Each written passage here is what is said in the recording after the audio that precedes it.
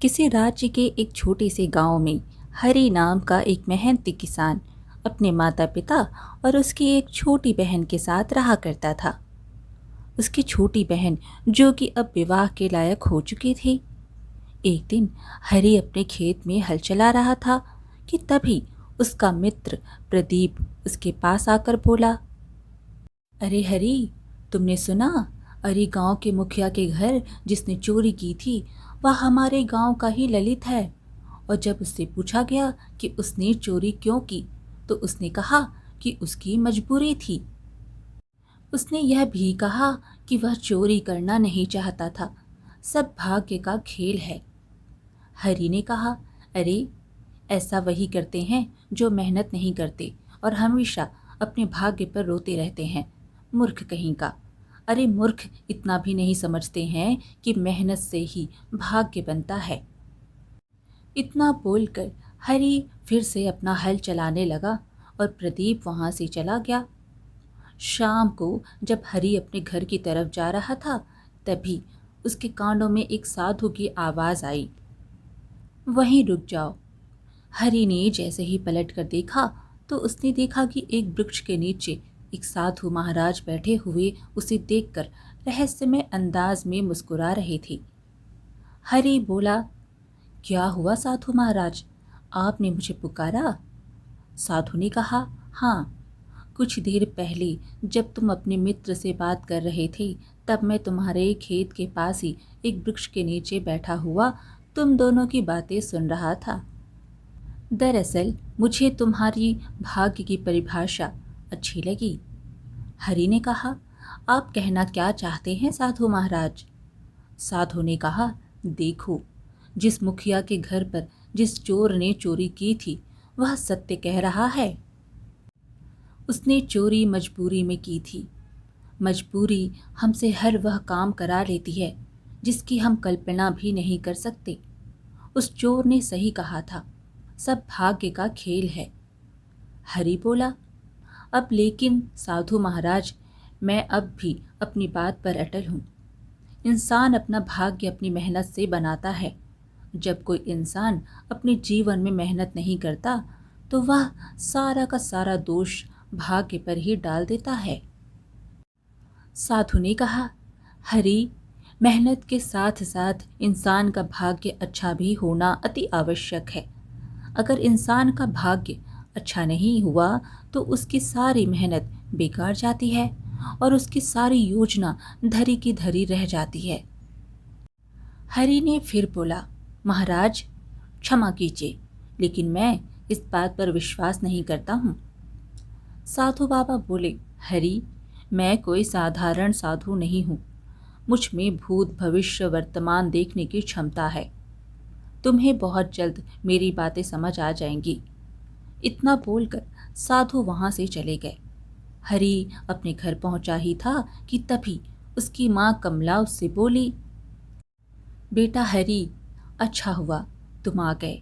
मुझे तुमसे बहुत ज़रूरी बात करनी है। हरि बोला, क्या हुआ माँ? अरे हरि, अब तुम्हारी बहन सोना विवाह के योग्य हो गई है और हमने उसके लिए अच्छा सा वर भी ढूंढ लिया है। लड़का बहुत अच्छा है और हमारे गांव के जमींदार के दूर का रिश्तेदार भी है। हरि बोला, अरे माँ, आप चिंता मत कीजिए। पिताजी, मैं अपनी बहन का विवाह खूब धूमधाम से करूँगा।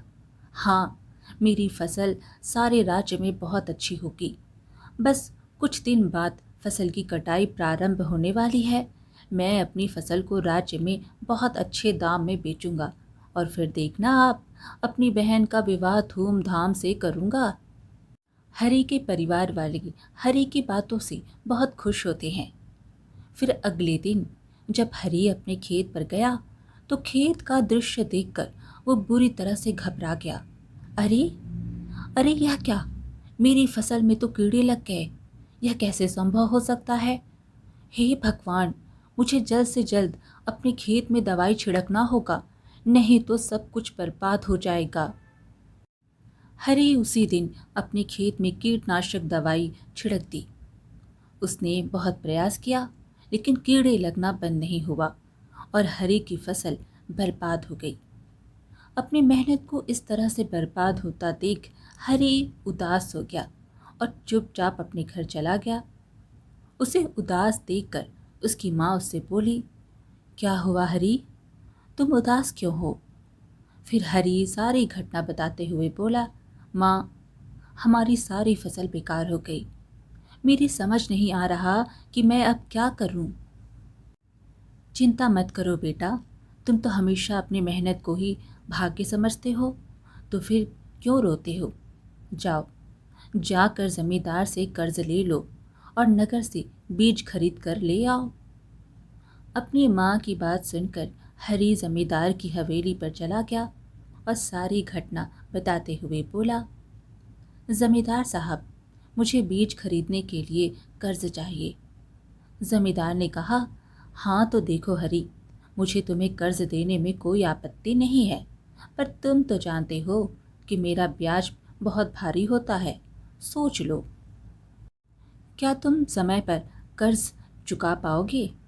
हरी बोला, अब जमींदार साहब, सारा गांव जानता है कि मैं मेहनती और ईमानदार भी हूँ, मुझ पर थोड़ा तो भरोसा कीजिए। सही बात कह रहे हो, लेकिन बेटा हरी, क्या है ना कि भरोसा करके उधार दिया जाता है, ब्याज पर कर्ज नहीं। अगर तुम मेरा कर्ज समय पर नहीं चुका पाए तो मैं तुम्हारे खेत पर कब्जा कर लूँगा। अब हरी गहरी सोच में डूब गया, क्योंकि उसके पास बीज खरीदने के लिए भी पैसे नहीं थे। उसने अपनी सारी जमा पूंजी पिछली फसल में लगा दी थी। कुछ देर बाद हरी सोचते हुए बोला, ठीक है, मुझे मंजूर है जमींदार जी। जमींदार ने कुछ स्वर्ण मुद्राएं हरी को पकड़ा दी। हरी स्वर्ण मुद्राएं लेकर नगर गया और अच्छे बीज खरीद कर ले आया। फिर वह पूरी मेहनत से खेतों में बीज बोने लगा। कुछ महीनों में उसकी फसल पककर तैयार हो गई, लेकिन जैसे ही फसल की कटाई का दिन आया, हरी ने देखा कि उसकी फसल में फिर से कीड़े लग गए और फसल पूरी तरह से बर्बाद हो गए। यह देखकर हरी की आंखों में आंसू आ गए। वह रोते हुए घर आया और सारी घटना अपनी माँ को बताते हुए बोला, माँ, सारी फसल फिर से बर्बाद हो गई। माँ, ऊपर से मैं जमींदार का कर्जदार भी हो गया। अब हमारी बहन का विवाह कैसे होगा? कमला ने कहा, अरे हरी, कुछ दिनों में लड़के वाले सोना को देखने आने वाले हैं, ऐसे तो सारे गांव के सामने मेरी नाक कट जाएगी। तभी वहां जमींदार आ पहुंचा और हरी से बोला, अरे ओ हरी, मैं अपना कर्ज ब्याज सहित लेने आया हूँ।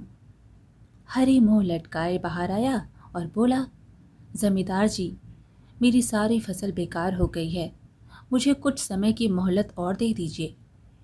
जमींदार गुस्से से बोला, हाँ, कुछ समय की मोहलत और दे दूँ? ए मूर्ख, तुम्हारा दिमाग खराब हो गया है क्या? अरे सारा गांव जानता है कि मैं किसी को मोहलत नहीं देता। देख भाई, वादे के मुताबिक मैं तुम्हारे खेत पर कब्जा करता हूँ। अब अगर तुम अपना खेत छुड़ाना चाहते हो तो सीधी बात है, मेरा धन ब्याज सहित लौटा दो और खेत ले जाओ। इतना बोलकर जमींदार वहां से चला गया। हरी के हाथ से उसका खेत भी चला गया। कुछ ही दिनों में उसके परिवार के भूखे मरने की नौबत आ गई। यह सब देखकर एक दिन हरी अपने पिता से बोला, पिताजी, खेत भी हाथ से चला गया और घर का राशन भी खत्म हो गया। उसके पिता ने कहा, बेटा, मुझे लगता है कि हमारी बिटिया का विवाह अब कभी नहीं हो पाएगा। मैंने सुना है कि इस नगर के महाराज सूर्य प्रताप बहुत ही दयालु हैं, तो जाकर उनसे सहायता क्यों नहीं मांगता? हरी बोला, आप सही कह रहे हो, मैं आज ही महाराज से सहायता मांगने जाता हूँ। हरी उसी दिन उस राज्य के राजा सूर्य प्रताप के महल में जाने ही वाला था, लेकिन संयोग से राजा सूर्य प्रताप उसे महल के बाहर ही मिल गए। हरी ने राजा को सारी घटना बताते हुए कहा, महाराज की जय हो, महाराज की जय हो। महाराज, मेरी सहायता कीजिए, मेरे घर में खाने को कुछ भी नहीं है और मेरी बहन विवाह योग्य हो गई है। राजा ने कहा, अच्छा, तो इसमें हम क्या कर सकते हैं? तुम्हारी फसल में 2 बार कीड़े लग गए हैं, जबकि आसपास की फसल में ऐसा नहीं हुआ। इसका अर्थ यह है कि तुम्हारा भाग्य सही नहीं चल रहा है, और दूसरा यह है कि तुम झूठ बोल रहे हो। हरि बोला, महाराज, मैं झूठ नहीं बोल रहा हूँ। राजा बोले, मैं कैसे मान लूँ कि तुम सच बोल रहे हो? मैं तुम्हारी कोई सहायता नहीं कर सकता। बात खत्म, यहाँ से जा सकते हो। राजा की बात सुनकर हरि उदास हो गया और अपने गांव की ओर चल दिया। आधे रास्ते में वो एक वृक्ष के नीचे बैठ गया और अपने आप से बोला, पता नहीं यह मेरे घर को किसकी नज़र लग गई है। तभी हरि की नज़र सामने पड़े एक व्यक्ति पर पड़ी, जिसके शरीर से खून बह रहा था। वह तुरंत उस व्यक्ति के पास पहुंचा और देखा कि वह मर चुका है। अरे, इसकी तो मौत हो गई है। तभी हरि की नज़र उसके हाथ पर गई, जहां एक बड़ा हीरा चमक रहा था। हरि ने सोचा, अरे, यह हीरा तो बहुत कीमती लगता है। क्यों ना मैं इसे नगर जाकर किसी जौहरी को बेच दूं। इससे मुझे अच्छी खासी रकम मिल जाएगी और मैं जमींदार से अपना खेत छुड़ा सकता हूँ। हाँ, तभी हरि के अंतर्मन से आवाज़ आई, यह गलत है, यह चोरी जैसा होगा।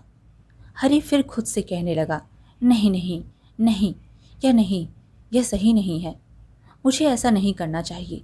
लेकिन फिर हरि के अंतर्मन से दूसरी आवाज़ आई, अगर मैं इसे नहीं ले जाऊंगा तो कोई दूसरा इसे ले जाएगा। इससे बेहतर है कि मैं इसे बेचकर अपने दुखों का अंत कर लूं। यह विचार आते ही हरि हीरा लेकर नगर चला गया और एक जौहरी की दुकान पर जाकर बोला, यह मेरा हीरा है, इसके कितने दाम मिलेंगे? जौहरी हीरा देखकर चौंक गया और सोचने लगा, यह हीरा तो बहुत ज़्यादा कीमती है और इस लड़के की हालत देखकर साफ लग रहा है कि इसका नहीं है।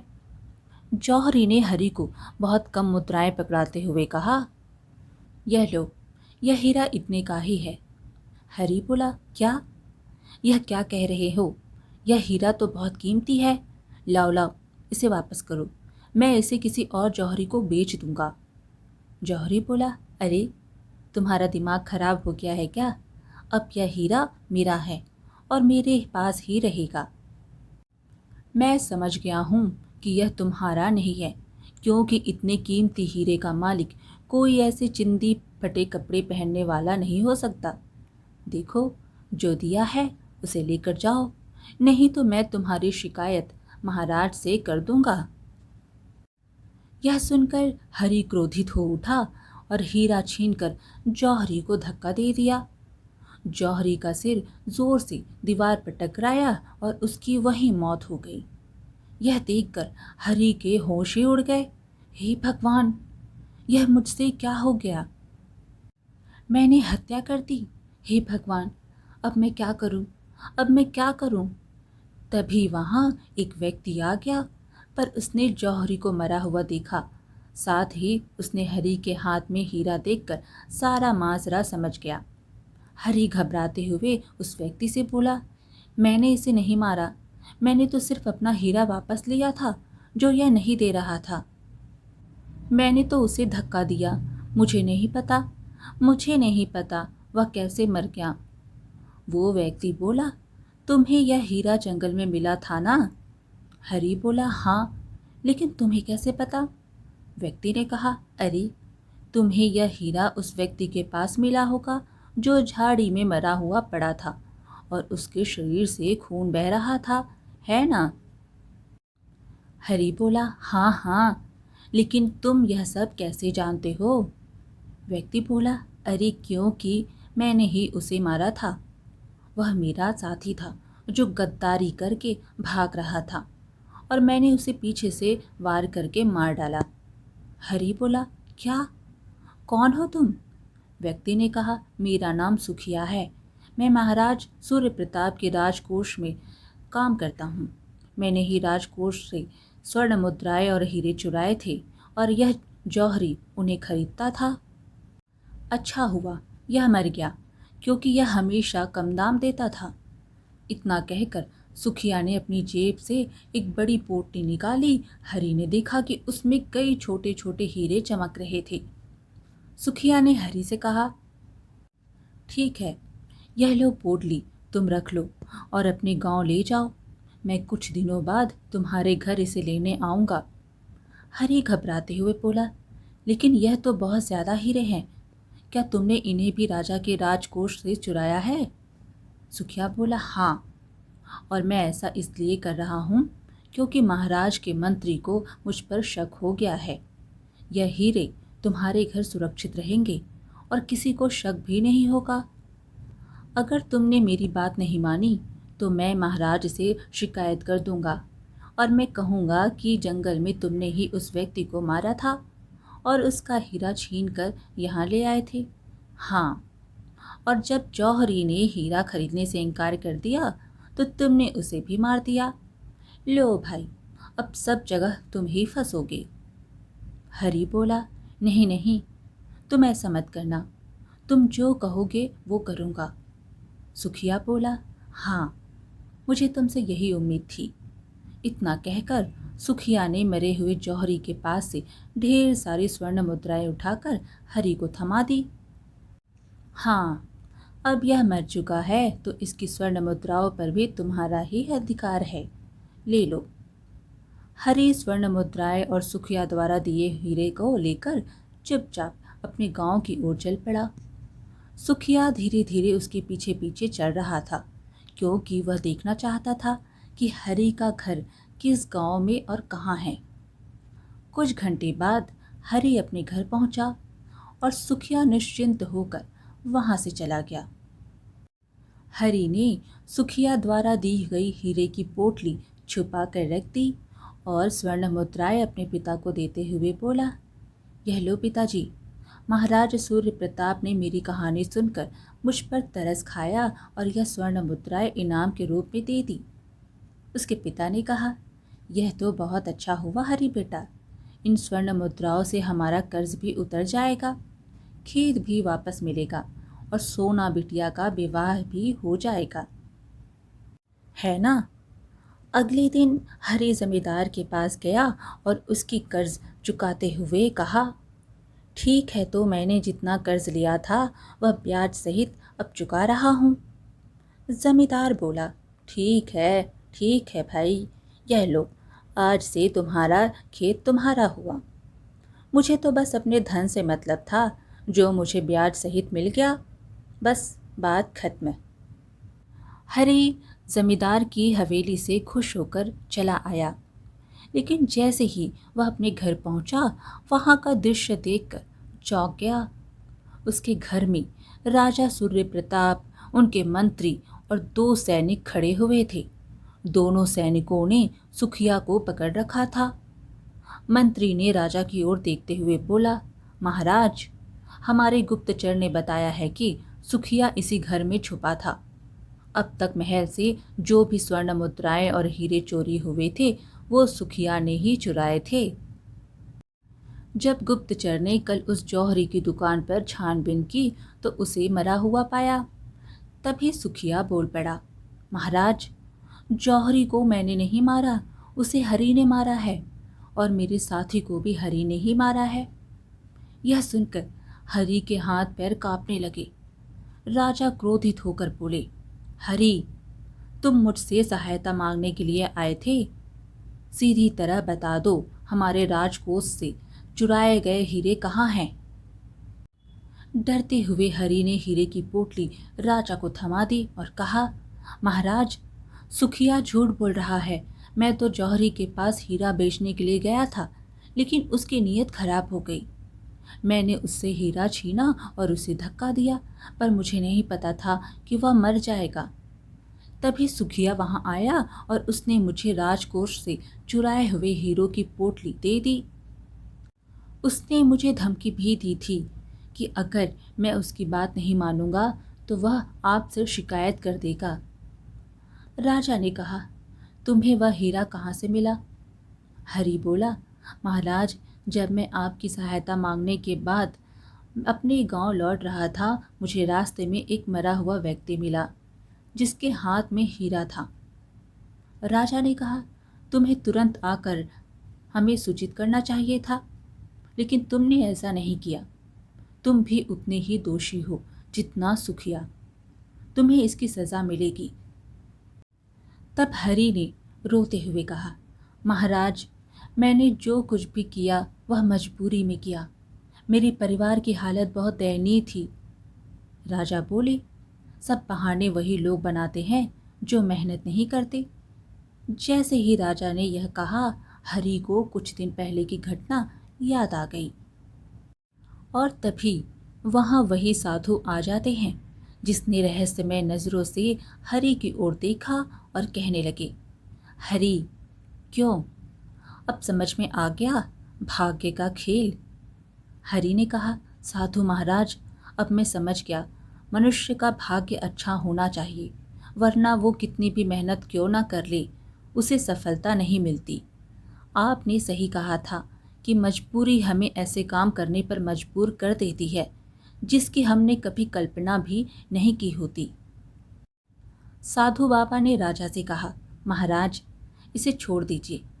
यह बेचारा भाग्य का मारा है। मैं इसे जानता हूँ। यह मेहनती व्यक्ति है और इसका अपराधियों से कोई लेना देना नहीं है। राजा बोले, ठीक है साधु महाराज, अगर आप कहते हैं तो मैं इसे छोड़ देता हूँ। इतना कहकर राजा सूर्य प्रताप अपने मंत्री के साथ वहां से चले गए और सैनिक सुखिया को पकड़कर ले गए। फिर साधु बाबा बोले, देखो, तुम्हारे भाग्य में कुछ समय के लिए बुरा समय लिखा था जो अब खत्म हो चुका है। एक बात हमेशा याद रखना, इंसान की मेहनत जितनी ज़रूरी होती है उतना ही उसका भाग्य भी महत्वपूर्ण होता है। इतना कहकर साधु बाबा वहाँ से चले गए। साधु की बात सही निकली। कुछ महीनों बाद जब हरि ने फिर बीज बोई तो उसकी फसल बहुत अच्छी हुई और राज्य में सबसे अच्छे दामों में बिक गई। और फिर हरि का जीवन खुशहाल बीतने लगा। आज की कहानी यहीं पर समाप्त हुई। फिर मिलेंगे एक और कहानी के साथ। कहानी पसंद आए तो लाइक शेयर ज़रूर करें और चैनल को सब्सक्राइब करना बिल्कुल ना भूलें। धन्यवाद।